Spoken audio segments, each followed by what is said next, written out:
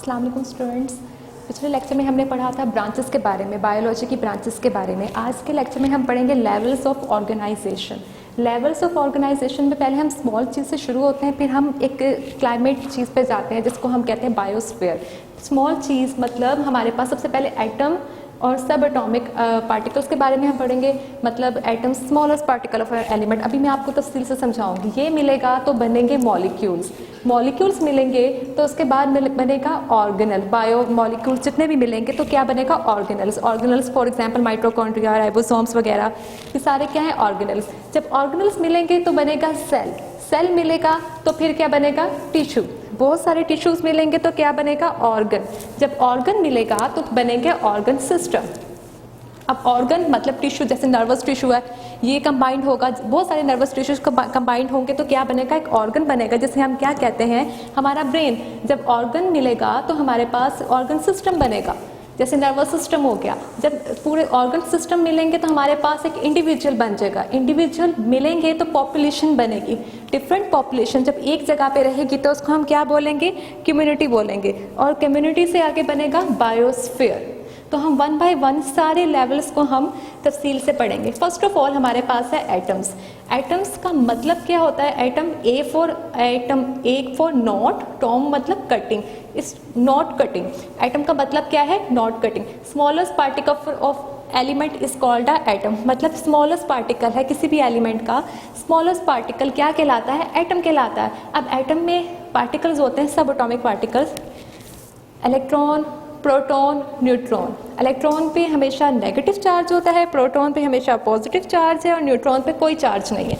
Electron, proton और neutron होते हैं न्यूक्लियस के अंदर, न्यूक्लियस है ये दरमियान में। इलेक्ट्रॉन कहाँ होता है बाहर शेल में राउंड कर रहा होता है, मूव कर रहा होता है, रिवॉल्व कर रहा होता है। अच्छा अब आगे देखें कि नेचुरल अकरिंग जो एलिमेंट्स हैं वो है 92। ओके, दुनिया में कितने एलिमेंट्स पाए जाते हैं 92 एलिमेंट्स नेचुरल है। उसमें से 16 एलिमेंट्स ऐसे हैं जो बायो एलिमेंट्स हैं। बायो मतलब लाइफ, मतलब जितने भी लिविंग ऑर्गेनिज्म हैं उसके उनमें क्या पाए जाते हैं बायो एलिमेंट्स। कितने हैं 16 एलिमेंट्स हैं। उन 16 में से only 6 elements makes 99% of the total mass. Okay, कौन कौन से हैं वो ऑक्सीजन है, ये देखें 65%, कार्बन है 18%, हाइड्रोजन है 10%, nitrogen 3%, calcium 2%, phosphorus 1 and others 1%। ये 6 एलिमेंट्स हैं जो बहुत ज़्यादा इंपॉर्टेंट है, पूरा 99% जो मैस है वो बनाते हैं।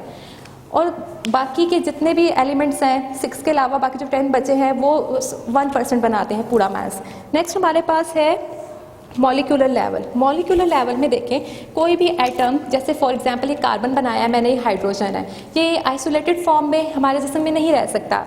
मतलब आइसोलेटेड का मतलब कि कार्बन अलग है, हाइड्रोजन अलग है, इसको कंबाइंड फॉर्म में रहना पड़ेगा। कंबाइंड फॉर्म में दो तरह से रह सकता है, या तो वो आयोनिक फॉर्म में रहेगा या वो कोवलेंट बनाएगा। मतलब या तो वो आयोनिक बॉन्ड बनाएगा या क्या बनाएगा कोवलेंट बॉन्ड बनाएगा। ये बॉन्डिंग के थ्रू रहते हैं। अच्छा आगे देखें मॉलिक्यूल्स में क्या होता है, मॉलिक्यूल्स बनते कैसे, एटम्स कंबाइंड हुए मॉलिक्यूल बना। मॉलिक्यूल्स अपने आइसोलेटेड फॉर्म में नहीं रहेगा, वो हमेशा कंबाइंड फॉर्म में रहेगा, या तो वो आयोनिक के थ्रू रहेगा या वो कोवलेंट के थ्रू रहेगा।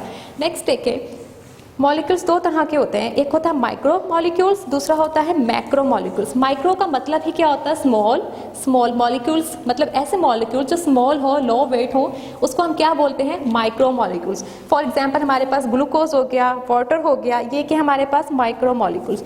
नेक्स्ट हमारे पास मैक्रो मॉलिक्यूल्स है, इसे कहते हैं लार्ज मॉलिक्यूल्स।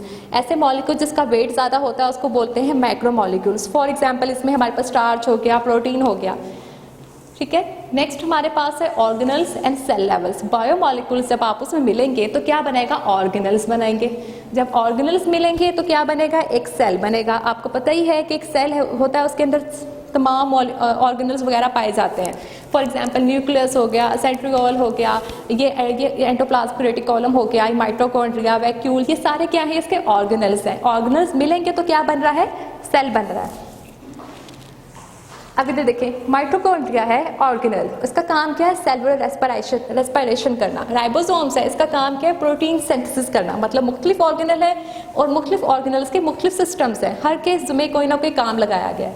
जैसे सेंट्रियोल्स है, ये स्पिंडल फाइबर्स वगैरह के काम करता है, और जो एंडोप्लाज्मिक रेटिकुलम है इसका भी एक स्पेसिफिक काम है। तो हर ऑर्गेनल का एक अलग-अलग सिस्टम रखा गया।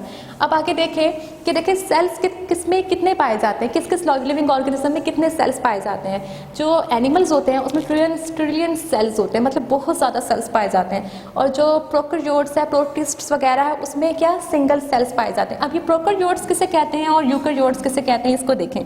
प्रोकैरियोट्स ऐसे सेल्स होते हैं जिसके अंदर साथ कोई भी एलिमेंट्स, मतलब कोई भी ऑर्गेनल है वो मेम्ब्रेन बाउंड नहीं होगा, मतलब वो ऐसे बिखरा होगा सेल के अंदर, हम उसको डिफरेंशिएट नहीं कर सकते। यूकैरियोट्स में सारे ऑर्गेनल्स क्या है कि देखिए मैंने यूकैरियोट सेल बनाया, इसमें आप डिफरेंशिएट कर सकते हैं जी, ये न्यूक्लियस, एंडोप्लाज्मिक है, माइटोकॉन्ड्रिया है, मतलब सारे एक मेम्ब्रेन बाउंडिंग स्ट्रक्चर होगा उसका। तो बच्चों आज हमने पढ़ा लेवल्स ऑफ ऑर्गेनाइजेशन के बारे में, एटम्स के बारे में, मॉलिक्यूल्स के बारे में, ऑर्गेनल्स एंड सेल लेवल के बारे में। फिर मिलेंगे न्यू सबक के साथ, तब तक के लिए अल्लाह हाफ़िज़।